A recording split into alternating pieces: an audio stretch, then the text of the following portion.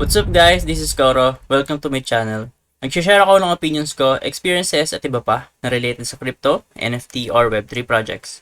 I'm a part of Marites Gaming Guild and Zen Talpakan Guild, mga community na tumutulong para ma-educate ang mga tao about crypto and investing.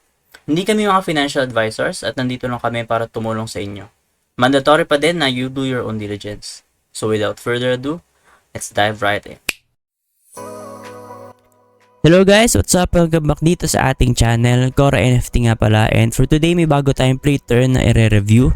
And ang pangalan ng project na to or na play turn na to is Mineral Rush. So una, kailan nga ba na-release si Mineral Rush? So si Mineral Rush is kanina lang siya na-release, no? So around mga 8 AM siya nag-live. So ito yung mismong game nila and wala kang gagawin dyan guys.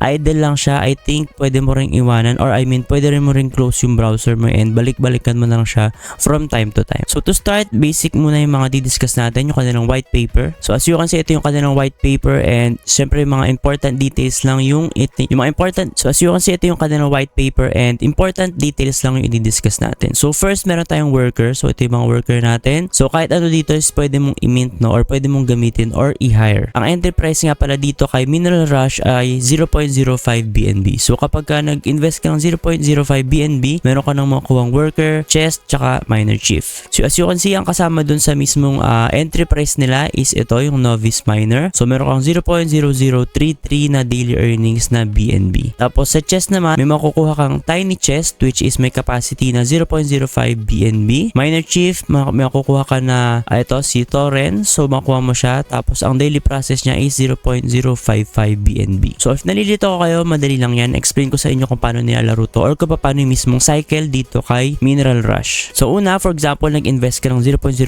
BNB. May makuha kang novice miner. Tapos makakamina siya ng 0.0033 daily. Tapos itong daily na na-earn mo is hindi pa siya magiging talagang withdrawable. Ang gagawin mo next dyan is pupunta siya kay miner chief. So si miner chief, kapag ka nag-invest ka ng 0.05 BNB, may makukuha kang ito si Torrent na chief. So ang kaya niyang i-daily process na BNB is 0.055. So kaya niyang i-process yung buong nakuha ng worker mo which is yung 0.0033. So 2 days yan guys. First day, magmimina tong novice miner mo. So next day naman is ipaprocess siya nitong Torrent mo. So tuloy-tuloy yan guys. Kapag ka nagpa-process na ito ng bago, syempre meron namang minimina daily itong si novice miner. So wala namang na dito capacity si novice miner. So tuloy-tuloy lang to hanggang di mo pinaprocess or hindi mo pinapadala kay miner chief, hindi niya yon ipaprocess. So after i-process ni miner chief yung mismong BNB for 1 day. So ito nga si Torrent is kanyang mag-process ng 0.055 BNB is pwede mo siyang i-transfer sa chest. Tapos guys, dito sa chest is may capacity lang yung mismo nga chest, no? So for example, dun sa free natin or dun sa kasama dun sa 0.05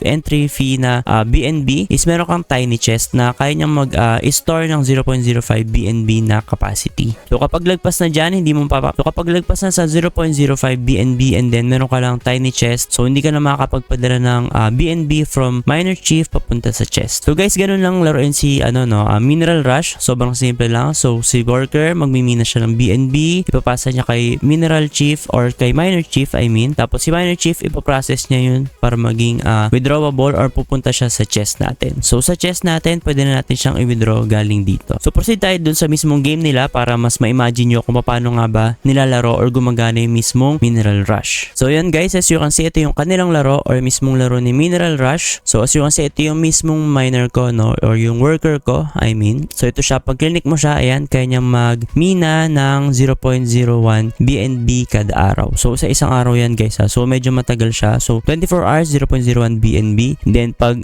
naklik ko yung ibang worker, so walang ginagawa yung iba. So ayan. So I think bawal pa, no. So nakalagay kasi hire another miner. So hindi ko sure kung paano or kung pwede mong mag-hire ng madaming miner, no. Pero yun guys, as you can see, meron siyang skill dito. So makikita mo dito is skilled miner yung akin. So going back dito sa kanilang white paper, no, yung worker natin. So may mga skill siya. So si novice miner, 0.05 BNB siya which is yung entry. So kapag i-upgrade mo siya kay experienced miner, is kailangan mo mag-invest ng 0.075 BNB. BNB. So i-upgrade mo siya. So from novice magiging experienced miner siya. And then yung sa akin is skilled miner. So from experienced miner nag-invest ulit ako ng 0.1 BNB para maging skilled miner siya, no? So from experienced miner naging skilled miner siya. So kaya ang kaya niyang i-daily process or i-daily earnings niya is 0.01 BNB. So ganun siya guys, hindi siya pwedeng rekta na from novice papunta kang skilled miner. So i-upgrade mo siya from novice papunta sa experience and then papunta sa skilled miner. So pataas ng pataas yung parang skill niya or level.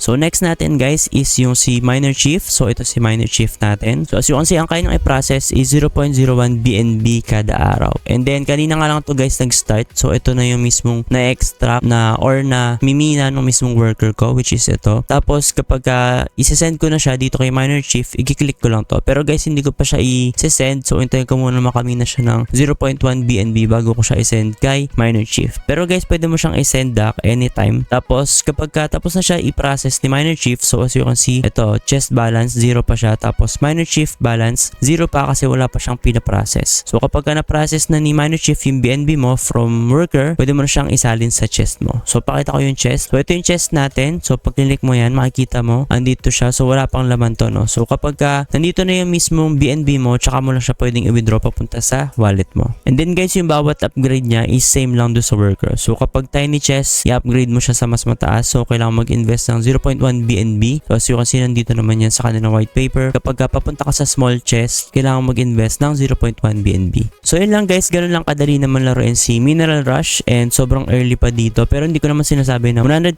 sure na makaka-ROI tayo dito. Kaya invest nyo lang yung mga kaya nyong mawala. And guys, pwede na guys sumali sa mismong Telegram channel nila. So ililive ko na lang sa description lahat ng links nila or socials. Kasi guys, konti pa lang yung tao dito and baka may event sila. Pero yun nga, may event sila pero sa Discord. So sa Telegram wala silang event. So as you can see, ito yung kanilang Discord channel. So right now, meron silang invite event, no? So mag-invite ka lang ng 20 na tao and then after mo mag-invite ng 20 na tao is meron ka lang makukuhang 0.05 BNB na NFTs or yung mismong entry price nila, no? So ito yan guys, yung mismong unang mismong announcement nila. As you can see, ayan. So meron din silang giveaway na 1 BNB, no?